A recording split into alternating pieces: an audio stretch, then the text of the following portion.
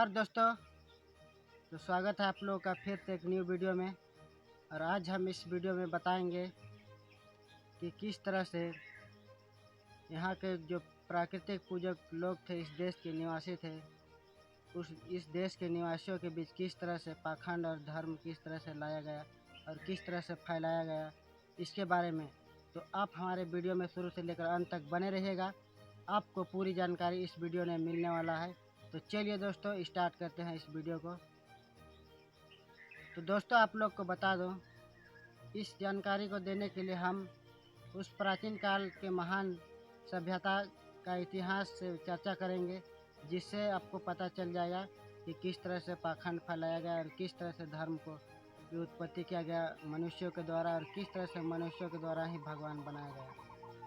तो आप लोग को बता दो, जब प्राचीन काल में इस भारत देश में सबसे प्राचीन और विशाल और महान सभ्यता हुआ करता था, सिंधु घाटी सभ्यता या हड़प्पा सभ्यता कह दीजिए।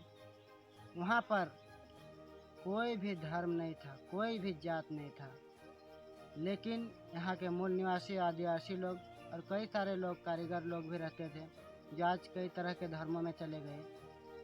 पर कई सारे समाज के लोग वहाँ पर मिलजुल कर रहते थे। वहाँ पर धर्म नहीं था, कोई भी संस्कृति भी नहीं थी, लेकिन पूजा करने का एकमात्र स्थान था, वो भी सरना स्थल। वो कोई धर्म भी नहीं था उस टाइम में, सरना स्थल। वहाँ पर ना कोई बलि प्रथा था, ना ही कोई अन्य अमका ढमका। वहाँ पर बस फूलों और चावलों और जल के साथ पूजा किया जाता था। लेकिन कुछ वर्ष बाद वहाँ पर मध्य एशिया से या एशिया माइनर से, दोनों जगह से आर्य लोग आए इस भारत देश में, इस भारत भूमि में। और वे आर्य लोग में सबसे पहले ऋषि मुनि लोग ने आए, और वह ऋषि मुनियों ने सबसे पहले इस देश पर आकर उन हड़प्पावासियों के साथ, ऋषि मुनियों के साथ कई सारे लोग आए जो उस समाज के, आर्य समाज के लोग, और उस हड़प्पावासियों के साथ कई सारे लड़ाइयाँ लड़ी। उसके बाद जो भी ऋषि मुनियों ने रीति रिवाज या परंपराएं बनाए, उनमें से सबसे पहले वे लोग पाखंड की उत्पत्ति किए। और जब उस पीढ़ी का दौर ख़त्म हो गया, उसके बाद अगले पीढ़ी जो आया, वो उसी ऋषि लोग के द्वारा बनाया गया जो पाखंड था, उसी को आने वाला अगला पीढ़ी परंपरा के रूप में स्वीकार कर लिया। और इस तरह से हमारे आदिवासी समाज के लोग भी और अन्य सारे गैर आदिवासी समाज के लोग भी उस तरह के पाखंड का जो भी हिस्सा था, जो भी नेक नियम है, रीति रिवाज है, परंपरा है, उसमें फंसता चला गया, उलझते चला गया। और उसके बाद वे लोग दूसरे पीढ़ी में उनका परंपरा बन गया। उसी तरह आगे चलकर जब तीसरे पीढ़ी आया उन समाजों का, तो उस समाज में या हमारे आदिवासी समाज का, तो उसमें उन लोगों का जो बनाया गया पाखंड था वो परंपरा बन गया। उसके बाद तीसरी पीढ़ी में संस्कृति बन गया। और इसी तरह सब लोग इस पाखंड के द्वारा बनाया गया नीति नियम में उलझते चला गया। और आगे चलकर चौथी पीढ़ी में संस्कृति बन गया, तीसरी पीढ़ी में। उसके बाद आगे चलकर चौथी पीढ़ी में यही धर्म बन गया, और आज इसी को धर्म के नाम से जानते हैं। और इसी तरह से सभी धर्मों ने पाखंड की उत्पत्ति हुई, और इसी तरह इंसान के द्वारा ही धर्म की उत्पत्ति किया गया, और इंसान के द्वारा ही देवी देवताओं एवं भगवानों की उत्पत्ति की गई। नहीं तो आप इतिहास उठाकर देखिएगा कि प्राचीन काल में ना ही कोई धर्म था, ना ही कोई देवता था। एकमात्र धर्म था प्राकृतिक धर्म, जो सभी मानवों का धर्म था। वो किसी जाति धर्म या कह के भेदभाव नहीं करते थे। वो लोग प्रकृति की पूजा करते थे, प्राकृतिक से ही जीवित रहते हैं, प्राकृतिक में ही निवास करते थे। वो लोग का धर्म प्राकृतिक था। और प्राकृतिक के 5 तत्व जो है, इसी 5 तत्व के कारण ही सभी जीव जंतु जीवित रहते हैं। इसलिए वे लोग प्राकृतिक का पूजा करते थे, पेड़ पौधे का पूजा करते थे। और प्राकृतिक का जो 5 तत्व है, और इसी 5 तत्व को मिलाकर एक भगवान शब्द बनाया गया। अगर भगवान शब्द को आप पूरी तरह से तोड़ोगे, तो वहाँ से 5 तत्व का ही अर्थ निकलेगा। जैसे भ से भूमि, ग से गगन यानी आकाश, और व से वायु, और अ से अग्नि, और न से नीर यानी जल। इस तरह से भगवान शब्द का उत्पत्ति हुआ। क्योंकि यहाँ के मूल निवासी लोग पंच तत्वों की पूजा करते थे और उसी पंच तत्वों को भगवान नाम दिया गया। लेकिन अन्य समाज के लोगों ने अपने समाज में जो महान व्यक्ति हुए, महान विद्वान हुए, महान ज्ञानी हुए, उन लोगों को भगवान समझ लिया गया और वे लोग अपने समाज के भगवान थे। वो लोग सृष्टि और पृथ्वी को चलाने वाले भगवान नहीं थे और इस तरह से भगवान का उत्पत्ति किया गया।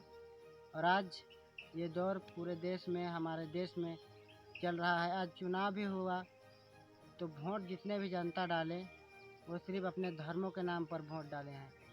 कोई भी जनता अपने देश के लिए, अपने विकास के लिए, अपने समाज के लिए नहीं वोट डाले हैं।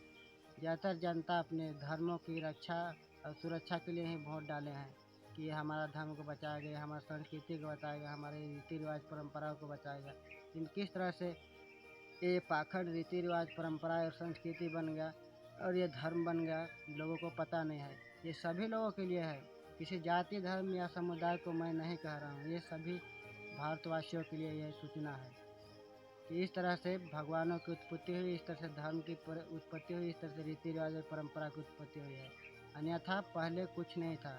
यहाँ मानव रहते थे, मानवता का धर्म था और मानवता प्रकृति को अपने भगवान मानते थे ताकि उससे वे लोग को ज़रूरत पूरा होता था, जिससे वे लोग जीवित रहते हैं और आज भी जीवित है इसीलिए। और इस तरह का आडंबर पूरे देश में आज फैल गया है और आज एक दूसरे से लड़ाई कर रहे हैं, झगड़ा कर रहे हैं, मारपीट कर रहे हैं सिर्फ धर्म के नाम पर।